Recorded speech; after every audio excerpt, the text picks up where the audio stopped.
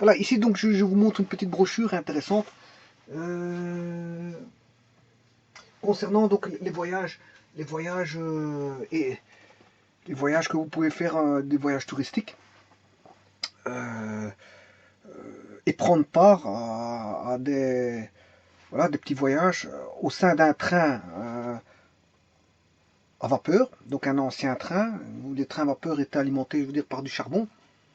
Ouais, ouais, ces trains-là ont pris part fameusement à la pollution, je veux dire, de l'atmosphère, hein, parce que les vapeurs qui sortaient de voilà, la grosse buse ici, mais généraient beaucoup de pollution.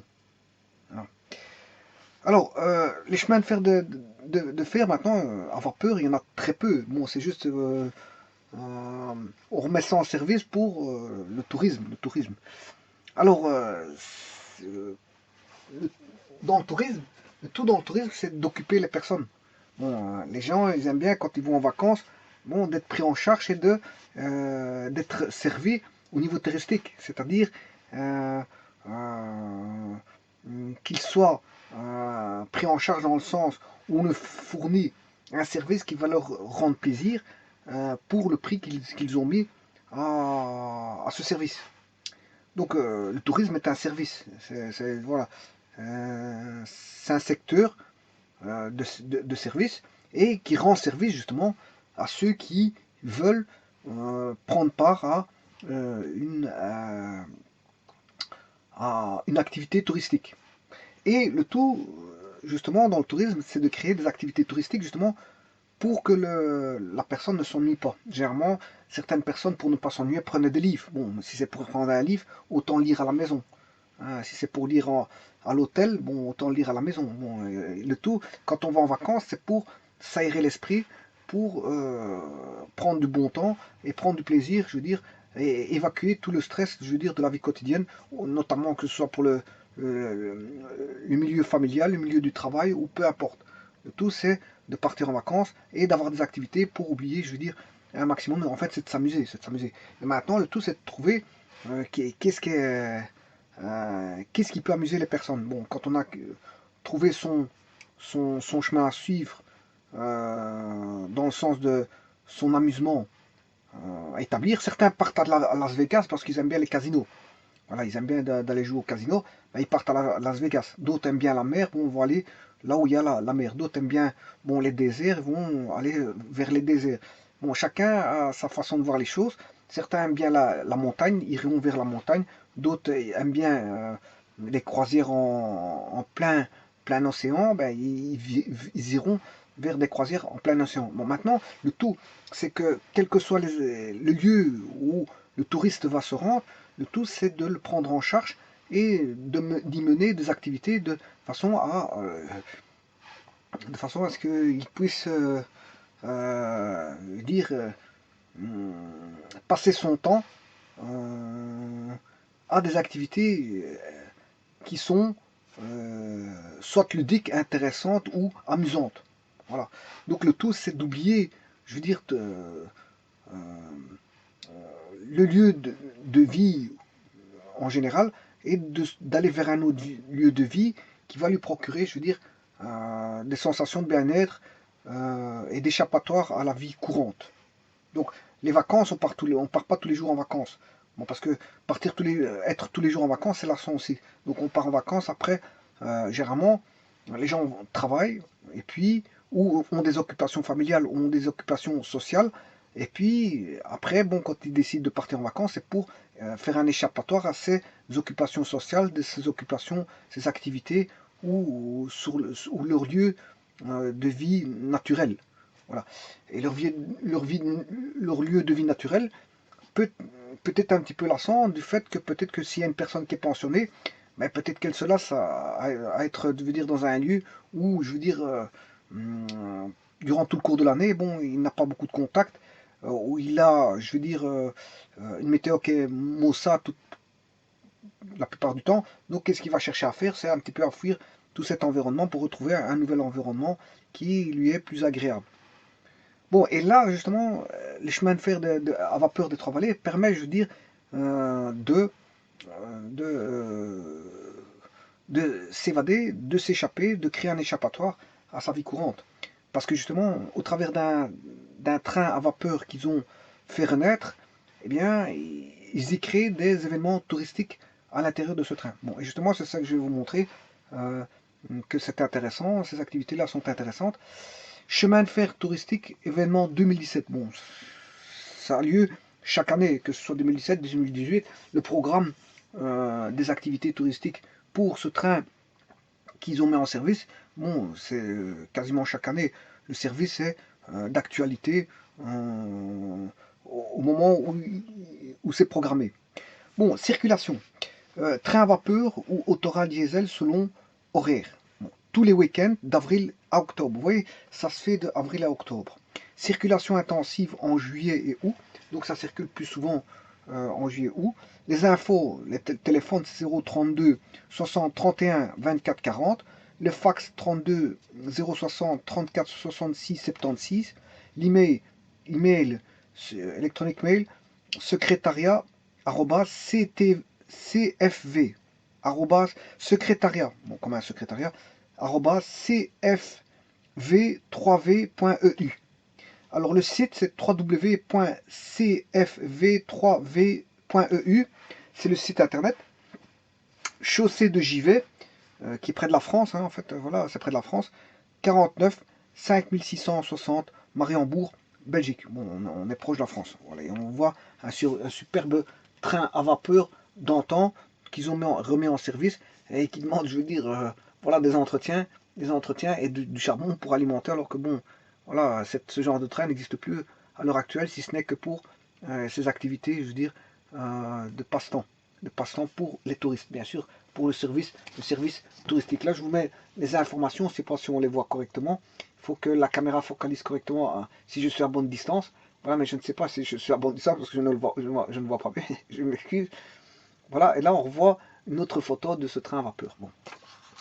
Alors justement, si je tourne voilà, ces petits encarts, on retrouve l'intérieur du train à vapeur avec, bon, il y a moyen de se restaurer, et voilà, de se restaurer et de vivre un événement, je veux dire, un petit peu spécial.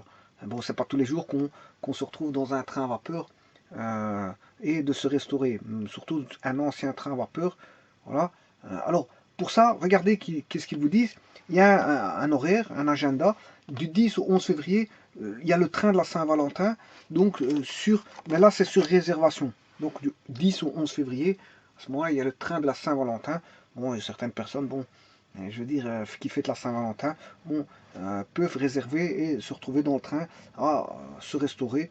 Voilà. Le 15 août, c'est le marché artisanal. Le 10 juin, train-restaurant barbecue. Là aussi, c'est sur réservation.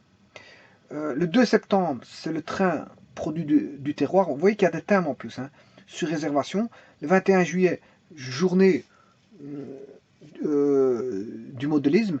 Le 28 au 29 octobre, train Halloween. Voilà, vous voyez que c'est le 28 au 29 octobre, c'est le train Halloween. Alors vous avez le 23 juillet, journée spéciale photo. Et CC17,